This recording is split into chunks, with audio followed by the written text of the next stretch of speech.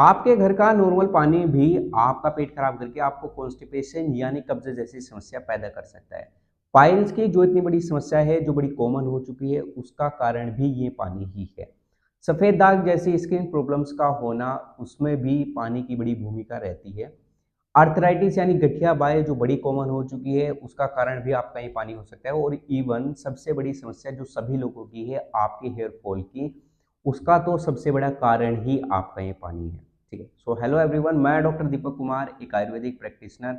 आज आप लोगों के साथ में शेयर करूंगा आपके गलत तरीके से पीने के क्या नुकसान हो सकते हैं और इसको आप कैसे सुधार सकते हैं, और गलत तरीके से पीने से आपको कौन सी ये सब बीमारियां हो सकती है। हम सब जानते हैं कि हमारी बॉडी 60% पानी से बनी होती है और हमारी बॉडी की सेल्स की बेसिक नीड ही हमारा पानी है। बट हम लोग नहीं जानते हैं कि हमें पानी कब पीना चाहिए, कितना पीना चाहिए, कब पानी पीने से उसके फायदे मिल सकते हैं और कब वो हमें नुकसान दे सकता है।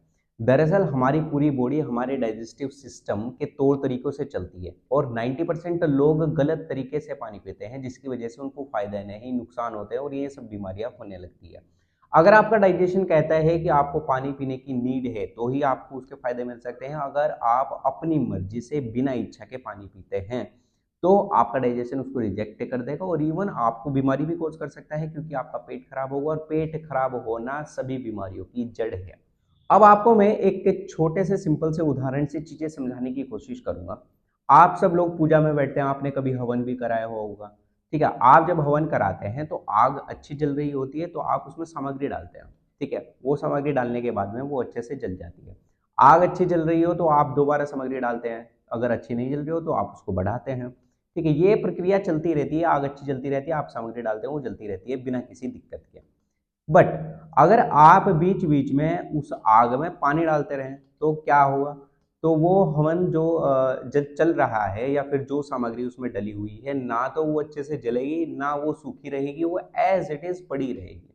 सेम ऐसे ही होता है हमारे डाइजेशन सिस्टम के ऊपर। ठीक है। अब इसका पानी के साथ में कोरिलेशन क्या है?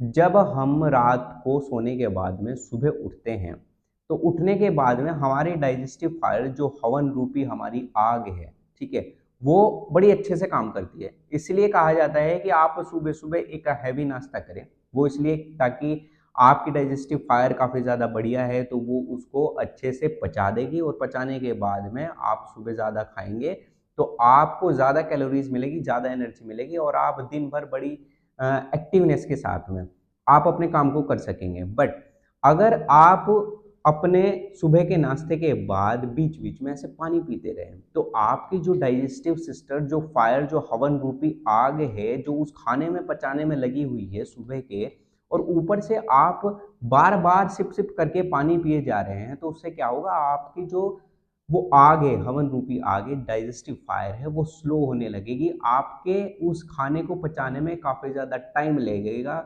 बहुत ज़्यादा लेट होने की वजह से, जैसे आपने सुबह किया और आपको दोपहर में खाना है, तो आपका मन नहीं होगा, आपकी इच्छा नहीं होगी, तो आपको ऐसे बार बार उसके ऊपर पानी नहीं डालना है, नहीं पीना है।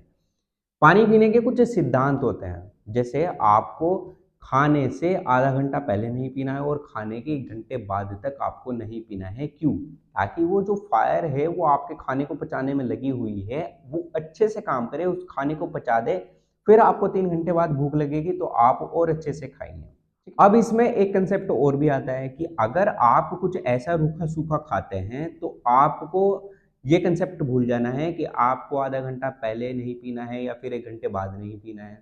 अगर आप रूखा सूखा खाते हैं तो आपको उस खाने के बीच बीच में हल्का हल्का सिप सिप करके पानी पीना है। क्यों ऐसा मैं बोल रहा हूँ?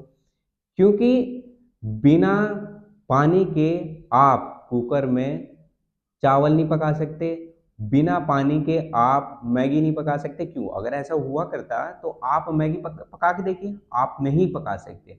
बिना पानी के आप मैगी भी नहीं पका सकते। तो सेम एज इट इज, अगर आप कुछ ऐसा रूखा सूखा खाते हैं तो आपका वो खाना नहीं पचेगा, इसलिए आपको बीच बीच में पानी सिप सिप करके पीना पड़ेगा, ताकि उस पानी से वो आपका खाना गल जाए, आपकी जो डाइजेस्टिव फायर है उसको अच्छे से पचा दे। तो ये कंसेप्ट बिल्कुल अलग है अगर आप रूखा सूखा खाते हैं। अगर आप सही खाना खाते हैं, स्निग्ध है, उसमें अच्छे से घी भी है, उसमें कुछ लिक्विड भी है, जैसे आप लस्सी ले सकते हैं, तो फिर आपको ऐसा करने की नीड नहीं है। खाना खाने के तुरंत बाद जो लोग पानी पीते हैं उसका क्या नुकसान है वो मैं आपको समझाता हूँ। आपने जैसे ही खाना खाया, आपकी डाइजेस्टिव फायर उस खाने को पचाने में लग गई और तुरंत बाद आपने ऊपर से पानी डाल दिया, तो वो जो आपका खाना है वो स्लो हो जाएगा। वो खाना, वो न्यूट्रिशन आपके शरीर में लगना तो दूर, वो खाना ही आपका नहीं पचेगा, वो सड़ जाएगा, वहाँ गैस बन जाएगी और उसकी वजह से आपको एसिडिटी, गैस, ब्लोटिंग, ये सारी समस्याएं आपकी पैदा हो जाएंगी। और यही कारण है कि जो लोग बोलते हैं कि हम खाना तो बहुत खाते हैं पर हमारे शरीर में लगता नहीं है। बहुतों को आदत होती है जल्दी जल्दी पानी पीने की या फिर खड़े होकर पानी पीने की। कहीं आप ऑफिस में हैं तो आपने बोतल से पानी पिया और आप जल्दी जल्दी में चले गए।